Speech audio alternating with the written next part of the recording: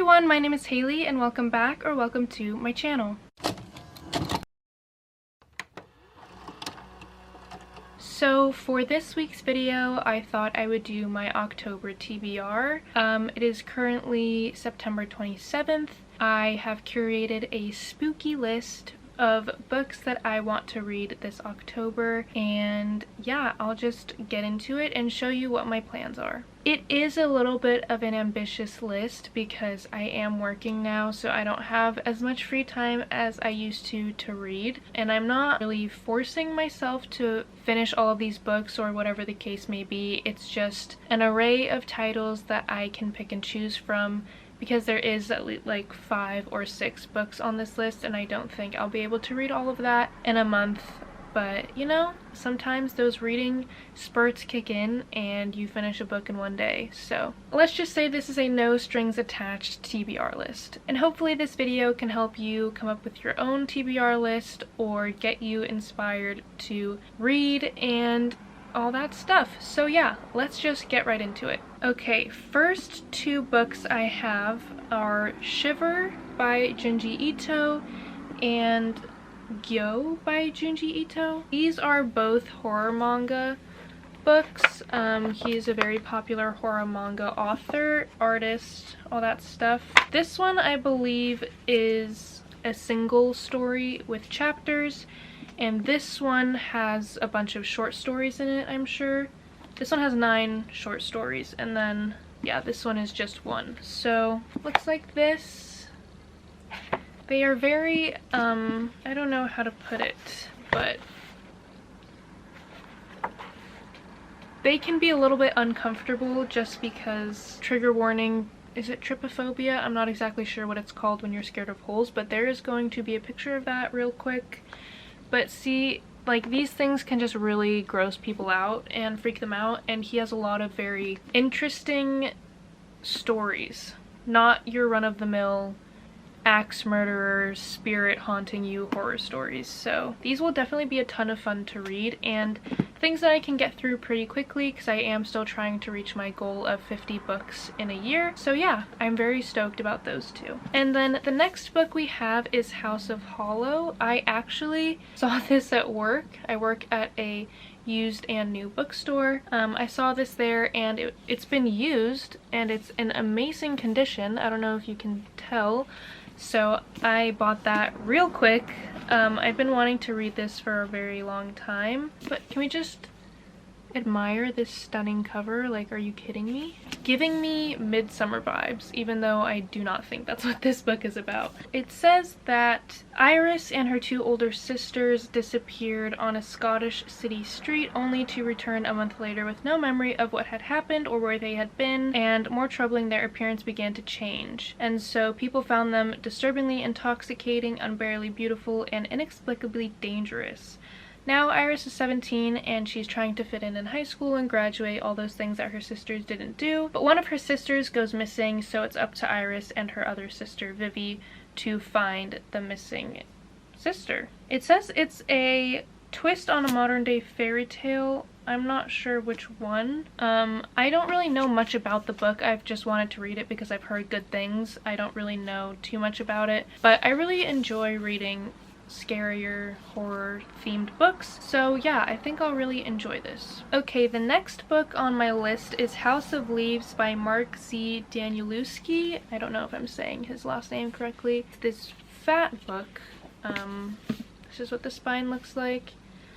I'm not sure if I'm gonna get through this all because I am going to be buddy reading it with one of my friends who bought this for me. So yeah, I'm not sure if I'll be able to finish it in October, but I'm sure you have heard of it. It's been called the scariest book ever written. It has a very strange format. Like, this is one page, this is one page, another page, this page. It's all very interesting, so it could be a fast read even though it looks really big because there's not a lot of text on all of the pages. But basically, if I am understanding this correctly, it was originally a story that was being passed around in bundled heaps of paper and some of it would surface on the internet, and I'm honestly not sure if that's true or not. It says when House of Leaves was first being passed around, so I'm a little fuzzy on the details. It says now, for the first time, this astonishing novel is made available in book form, complete with the original colored words, vertical footnotes, and newly added second and third appendices. So I am assuming that it was a real thing that, you know, was going around online. It says that it's about a young family who moves into a small home on Ash Tree Lane where they discover something terribly wrong. Their house is bigger on the inside than it is on the outside. So I think it's like just everything that was online about this story in a book. That's why the format is very interesting. So I want to say it's based on a true story. Oh, that scared me. I'm sorry if the frame looks different. My ring light shut off for some reason, and then I went to go fix it and I bumped the table and my camera fell off, so I don't know if the angle is the same. But as I was saying, I think it's a true story, or maybe they're just saying that to make it scary. I'm not sure. I will probably be doing a reading vlog about it, and even if I don't, I will probably give a wrap up and be able to tell you more information about it. So that's what I know so far. I'm really excited to read it. I've had it for a while now, and it'll be a great addition to a spooky TBR. Okay, the next book is The Southern Book Club's Guide to Slaying Vampires by Grady Hendrix. This is what it looks like. I love the cover. I got this from my work as well, a used copy, but it looks great. I've also been wanting to read this for a while. I don't know anything about it, I just heard that it was good, and I thought it would be a perfect title to throw into this TBR. So I was stoked when I saw this at work. I grabbed it and I was like, I'm buying this. This color underneath the dust jacket is beautiful. In every book we read, no one ever thought anything bad was happening until it was too late. Patricia Campbell's life has never felt smaller. Her husband is a workaholic, her teenage kids have their own lives, her senile mother-in-law needs constant care, and she's always a step behind on her endless to-do list. The only thing keeping her sane is her book club, a close-knit group of Charleston women united by their love of true crime. At these meetings, they are as likely to talk about the Manson family as they are about their own families. One evening after book club, Patricia is viciously attacked by an elderly neighbor, bringing the neighbor's handsome nephew, James Harris, into her life. James is well-traveled and well-read, and he makes Patricia feel things she hasn't felt in years. But when children on the other side of town go missing, their deaths written off by local police, Patricia has reason to believe James Harris is more of a Bundy than a Brad Pitt. The real problem? James is a monster of a different kind, and Patricia has already invited him in. Little by little, James will insinuate himself into Patricia's life and try to take everything she took for granted, including the book club. But she won't surrender without a fight in this blood-soaked tale of neighborly kindness gone wrong. You know in The Sims, if you have the vampire pack, and Vlad can just like come into your house if you don't lock the doors, that's the vibes that I'm getting from this. I'm a sucker for a good vampire story, and basically anything that has to do with like vampires, because not just because of Twilight, but I just love like evil people who have lived for a very long time, and the whole aesthetic and lore behind vampires and all of the pop culture that we've gotten from vampires. I just think it's so fascinating, and I haven't really read a lot of vampire books, so I'm hoping that this lives up to the hype, and I'm very excited to read it.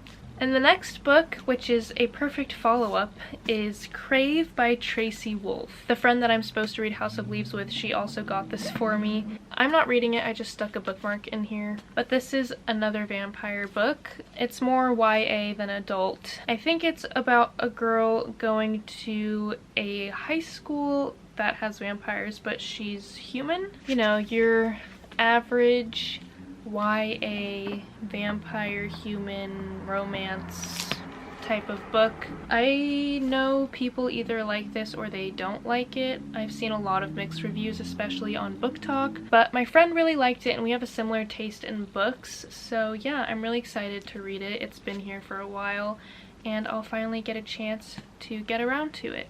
The last two books are just a bonus add-on if I end up DNFing something, or I kind of just want to switch it up, or if I finish all of these books and am wanting more. The next one is Ninth House by Leigh Bardugo. My mom found this at Salvation Army for $2, and can you believe the condition that it's in?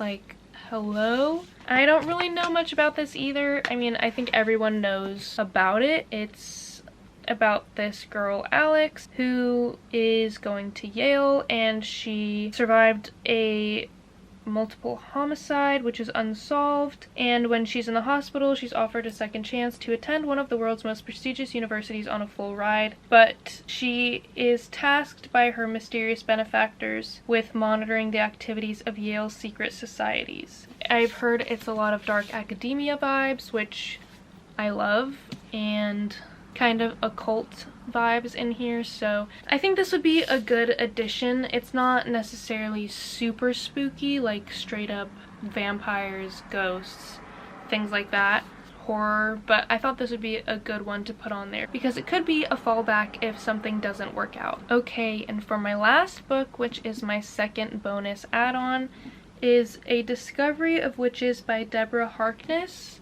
I've had this for so long and I've been wanting to read it for so long. I love books that have to do with witches. I like witches in general. I honestly don't really know much about it. I just know it's very popular, so let's read the back and see what it says. Deep in the heart of Oxford's Bodleian Library, Diana Bishop, a young scholar and the descendant of witches, unearths an enchanted alchemical manuscript. Wanting nothing to do with sorcery, she banishes the books to the stacks. But her discovery has set a fantastical underworld stirring, and soon a horde of demons, witches, and other creatures descends upon the library. Among them is the enigmatic Matthew Claremont, a vampire with a keen interest in the book. Equal parts history and magic, romance and suspense, A Discovery of Witches is a mesmerizing and addictive tale of passion and obsession that reveals the closely guarded secrets of an enchanted world. This sounds amazing, and I've really been wanting to read it. I just know that it's a series, and I have so many series that I need to get to, so this is lower on my list. I also know Crave is a series, but I think that's a little bit easier to digest than A Discovery of Witches. So if I'm looking for a witch craving and I'm not getting it from any of my other books, I will definitely pick this up. Yeah, I mean, let me know if you've read it because I've heard a lot of great things. I really want to watch the TV show, but I am not gonna do that until I read it. So, and I'm pretty sure I got this at a half-price books. People keep their books in such good condition and it makes me very, very happy. Those were all of the books that I have on my spooky TBR for October. If you have any of the same books on your TBR, if you want to read them, or if you already have read them, please comment down below. Also, let me know what books are on your list for October if I didn't mention them. Let me know if you want to see some reading vlogs. I will probably post them anyway, but it's nice to know that you want that kind of content and you are enjoying the content that I'm putting out. I know my uploads have not been very regular. I was gone for like a month and a half visiting my boyfriend and I didn't have my camera or my books, and I just started work, so I'm still trying to get a hold on my scheduling, so thank you for bearing with me on that. If you enjoyed this video, please don't forget to like, comment, subscribe, all of that stuff. I hope you enjoyed. I hope you're all reading great books and staying safe, and I will see you in my next video. Bye!